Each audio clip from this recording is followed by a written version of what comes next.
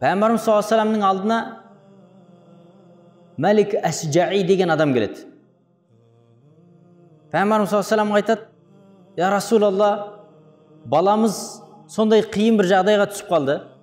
Bir Allah жолына шығып еді, kafirlerдің қолында тұтқын болып, ақыр аяғында сояқта тұтқын күйінде қалып кетті.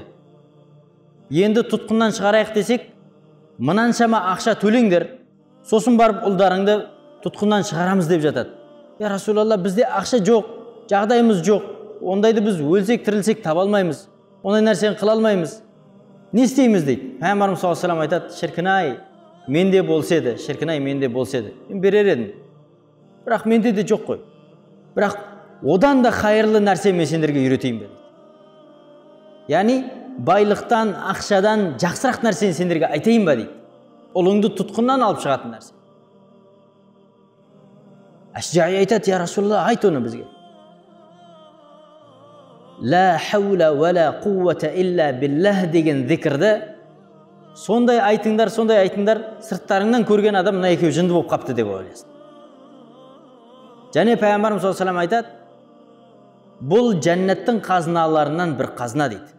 Ла хаула ва ла қуввата илля биллах канзун мин кунузил жанна дейді. Жәннаттың қазыналарынан бір қазына дейді. 17 сахабаға Пайғамбарымыз саллаллаху алейхи ва саллям осы ла хаула ва ла қуввата илля биллахны уазифа қылып берген. 17 риуаятта келген. Мүмкін одан да көп шығар, бірақ мен көргенім сол. 17 сахаба.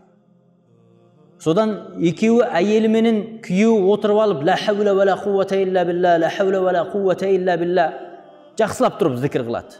Жақсылап тұрып зікір қылады. Не күннің, не түннің екенін айыра алмайтындай бастары зікірменен мәшғүл болады.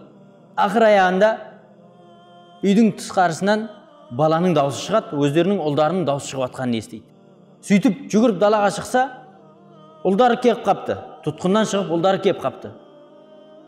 Алдында айдаған малы бар екен, ғаниматы бар екен. Әке-шешесі түсінбей шығып келіп: "Ұлым, бұл қалай болды? Сен қандай тұтқыннан шығып кеттің? Қандай мына малды иеленіп келдің?" Баласы айтады: "Әкешім, Алла субхана тағала мені қарауылда отырған адамға сондай ұйқы берді, өзін өзі ұстай алмай ұйқыға құлап кетті" дейді. "Мен емін еркін тұтқыннан шықтым, шығып келе жатсам алдында кәпірлердің малы жүр екен, содан соны айдап келдім ауылға" дейді. Субханалла. Малдан ешбірін татпастан әкесі айдап Пайғамбарымыз саллаллаху алейхи ва саллям алдына келеді: "Я Расулалла, балам осындай болды, шықты. Алдына айдап келген малы бар, ғаниматы бар. Бұл қалай болады? Халал болады" дейді Пайғамбарымыз саллаллаху алейхи ва саллям. Ла хаула ва ла қуввата илля биллах зікірдің арқасында қандай жетістіктерге жетеді.